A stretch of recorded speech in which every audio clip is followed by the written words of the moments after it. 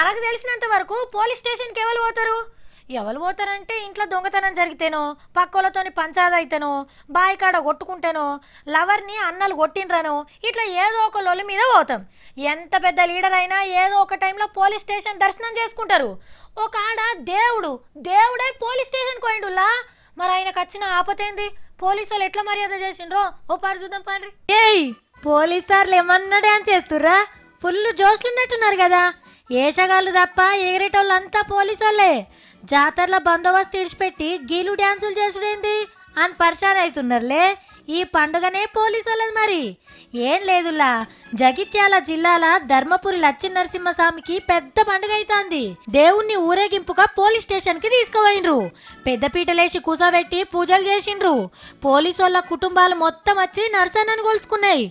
ధర్మపురిలా దేవుణ్ణి police station కి తీసుకొచ్చి పూజలు చేసుడు వెనకటి సందస్తున్న ఆచారం.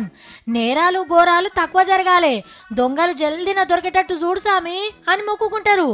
కానీ పండగలకు పబ్బాలకు మనం ఎంజాయ్ చేస్తా అంటే మన కోసం డ్యూటీలు చేస్తుంటారు.